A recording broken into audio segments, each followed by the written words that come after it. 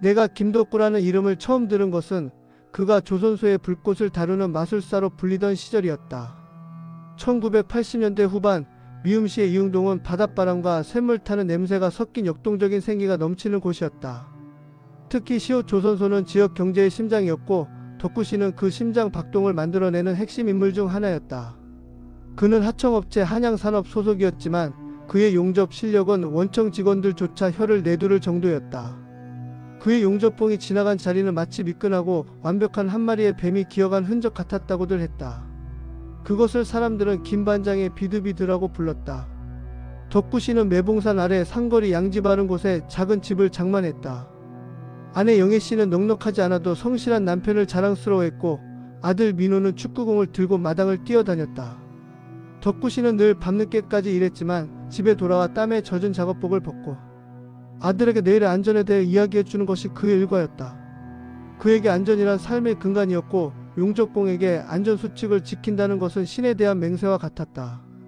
그는 용접 전에는 늘 체크리스트를 달달 외웠고 후배들에게는 한치의 오차도 용납하지 않았다. 그러나 그토록 완벽을 기하던 그의 삶에 치명적인 결함이 발생한 것은 1992년 12월 끔찍하게 추웠던 어느 겨울밤이었다. 건조 중이던 초대형 유조선 VLCC의 7번 블록 내부에서 대규모 화재가 발생했다. 니은팀에서 무리하게 진행하던 산소 아세틸렌가스 절단 작업이 유증기 탱크 부근에 스파크를 튀기면서였다. 순식간에 화염은 통제 불능이 되었고 덕구씨는 비상벨이 울리는 가운데도 오직 한 사람 후배 이재식을 찾기 위해 불길 속으로 뛰어들었다. 1992년 화재 현장을 회상하며 김덕구씨는 콜록거리는 기침 소리를 내며 말했다. 재식아, 이재식, 대답해. 어디 있냐 이 무책임한 놈아. 내가 유증기 구역엔 절대로 절단 작업하지 말랬지. 내 목소리 안 들리냐? 너 때문에 블록 전체가 날아가게 생겼잖아. 안전 불합격. 내가 몇 번을 외쳤냐? 어서 나와. 이대로 타 죽을 셈이냐? 덕구씨는 결국 유독가스에 정신을 잃고 쓰러진 재식씨를 발견했다. 그는 후배의 몸을 짊어지고 비상 통로를 향해 마지막 힘을 쏟았다. 바로 그때 열과 압력을 이기지 못한 배관 파이프가 섬뜩한 굉음을 내며 폭발했다.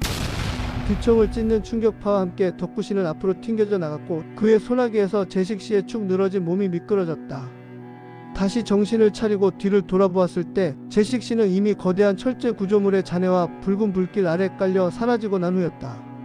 덕구씨는 전신에 심한 화상을 입은 채 구사일생으로 구조되었지만 그의 영혼은 그 7번 블록에 영원히 갇혀버리게 되었다.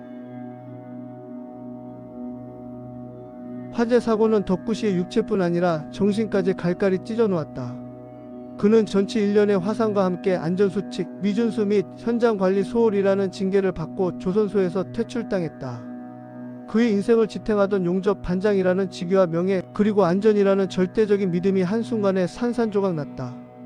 그에게 남은 것은 오직 내가 재식이를 죽였다는 맹렬한 죄책감과 불꽃 속에서 마지막으로 자신을 올려다보던 재식의 새까만 얼굴의 환영뿐이었다. 그 후 몇 년간 덕구씨는 방 안에 틀어박혀 벽에다 대고 끝없이 중얼거렸다. 아내 영애씨는 남편의 급격한 변화를 감당하지 못했다.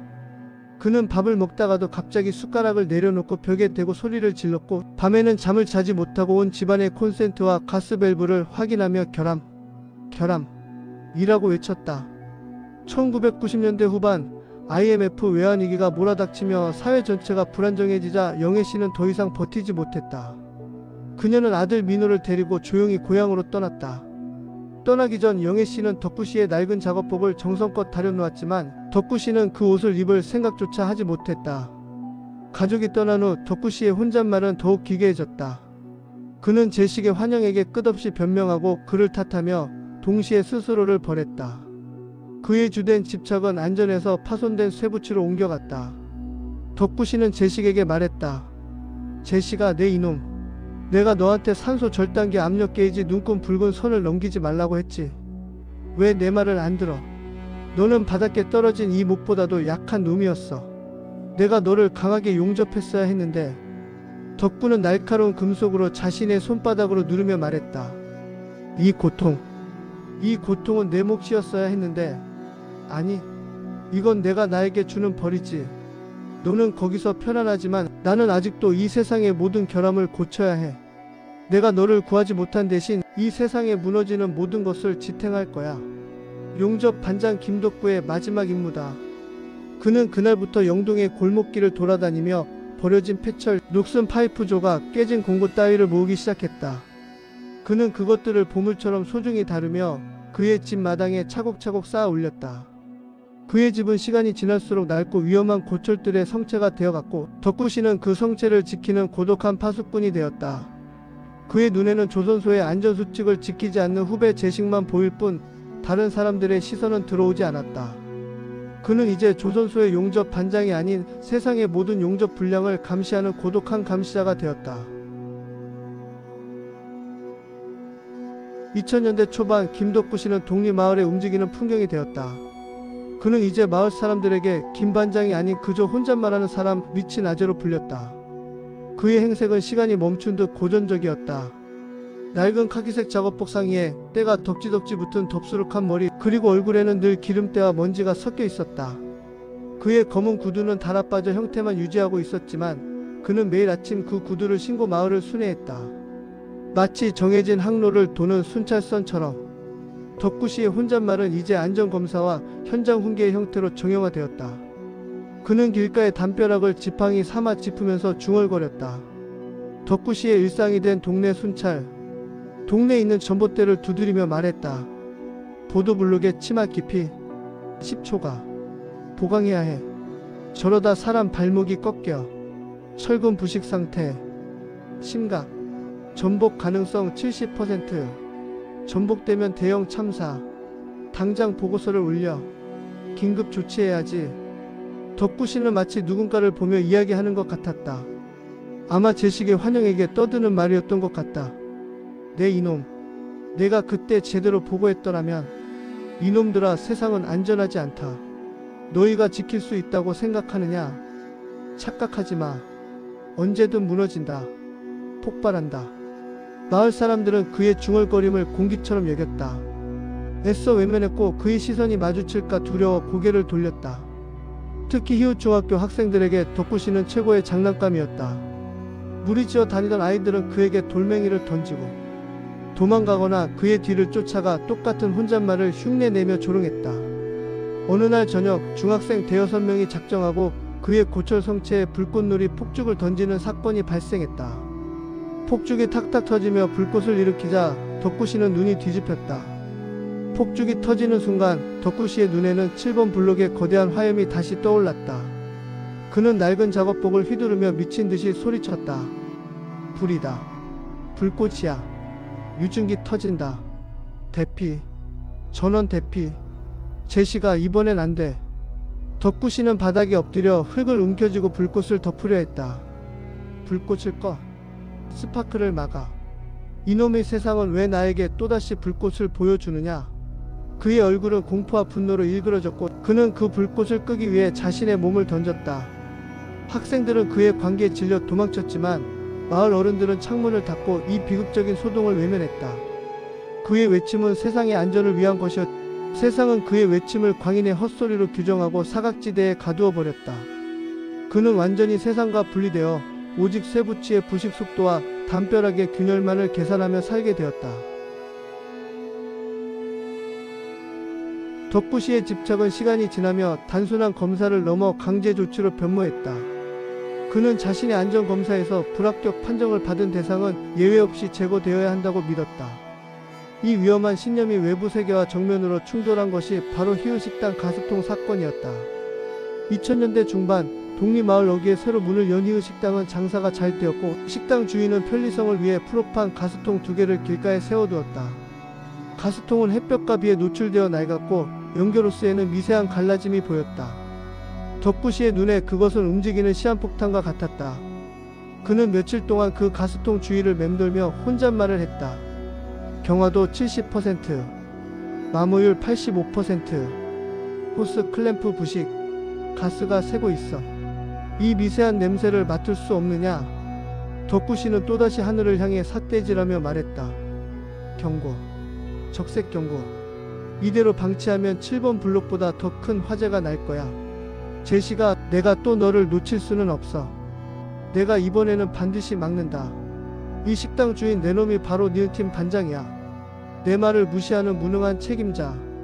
식당 주인이 나와서 소리를 질렀지만 덕구씨는 듣지 않았다.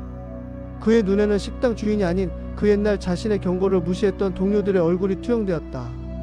더 이상 말로 해결할 수 없다고 판단한 그는 품속에서 낡고 녹슨 망치를 꺼냈다. 그 망치는 용접공 시절 언제나 공구함에 넣어 다니던 그의 손때가 묻은 실내의 도구였다. 덕구씨는 망치를 높이 치켜들었다. 그의 얼굴은 땀과 먼지로 범벅이었고 눈빛은 자신이 세상을 구원하는 유일한 영웅이라 믿는 광적인 확신으로 가득했다. 용접 반장 김덕구 최종 강제 조치. 7번 블록 파국 방지. 그는 외치며 망치로 가스통 연결 부위를 사정없이 내려쳤다. 쾅, 쾅, 쾅. 세 번의 둔탁한 소리와 함께 가스통의 연결부가 파손되었고 LPG 가스가 쉬익 하는 격렬한 소리를 내며 분출되기 시작했다. 순식간에 마을 전체가 극심한 공포에 휩싸였다. 비명소리가 터져나왔고 사람들은 혼비백산하여 도망쳤다. 다행히 이나 물질이 없어 폭발은 일어나지 않았지만 덕구씨는 현장에서 재물손괴 및 공공질서 문란죄 현행범으로 체포되었다. 그는 경찰에게 끌려가면서도 마지막까지 외쳤다. 나는 세상을 구했다. 제시가 봤지. 내가 막았어. 내가 성공했어. 그는 자신이 세상을 파괴하려 했다는 사실을 전혀 인지하지 못했다. 그의 영웅 심리는 완전히 왜곡되어 공포와 비극만을 남긴 채 종말을 고했다. 가스통 사건 이후 덕구씨는 잠시 정신과 병동에 수감되었지만 곧 다시 독립마을로 돌아왔다. 그의 몸은 병원 생활을 거치며 급격히 쇠약해졌고 그의 중얼거림은 더욱 낮고 희미해졌다. 그의 혼잣말의 대상은 이제 외부의 위험한 세상이 아니라 자신의 몸이라는 고장난 선박으로 바뀌었다. 그는 자신의 심장 박동을 엔진의 회전율로, 혈관을 파이프로, 뼈를 철근으로 생각했다. 엔진 과부하, 심장 박동수 100초가, 당장 냉각수 공급, 산소호스에 문제가 생겼어. 숨이 막혀.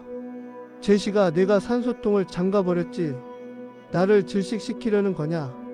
다리를 절뚝거리며 하부 지지대 파손, 용접 불량. 이 선박은 곧 침몰한다.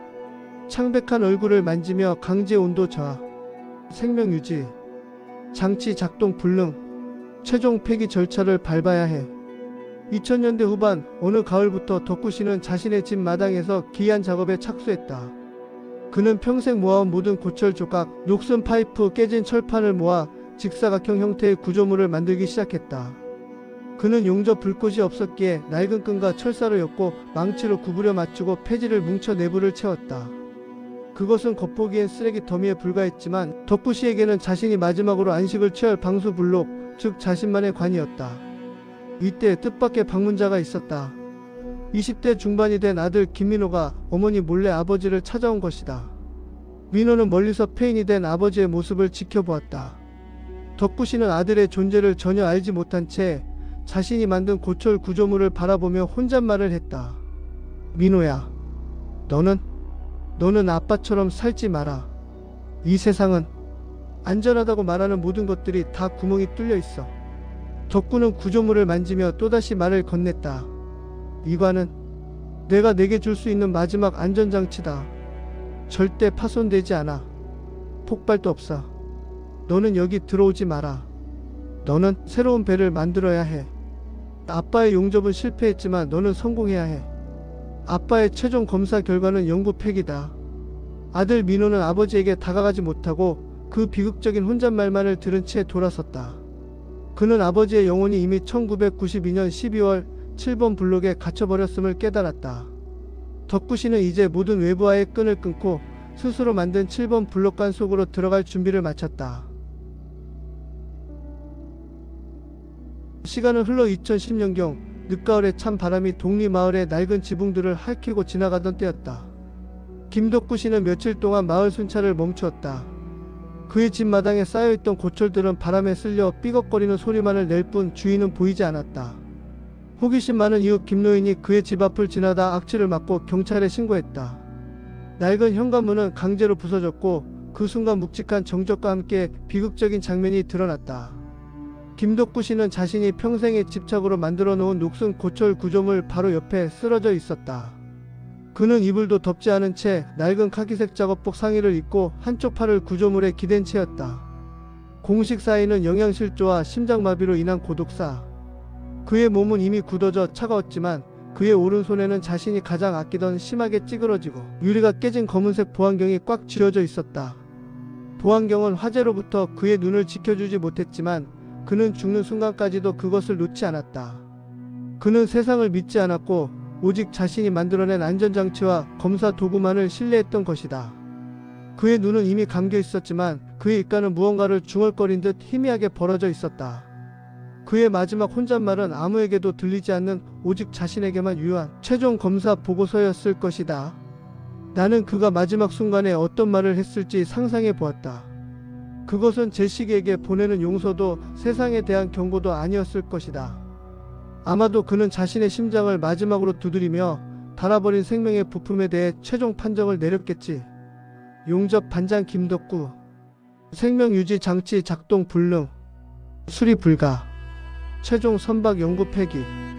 그의 삶은 완벽한 용접 비드를 꿈꾸었지만 결국 세상의 불꽃에 타들어가 스스로를 폐기 처분한 한 줄의 슬픈 결함이었다. 덕구 씨의 고독한 죽음은 마을의 단 며칠간의 씁쓸한 뒷이야기로 남았다가 차가운 늦가을 바람처럼 흔적도 없이 사라졌다. 그리고 나는 여전히 그의 마지막 비드가 무엇이었는지, 그가 정말 구하고 싶었던 것은 무엇이었는지 생각하며 낡은 골목길을 걷는다.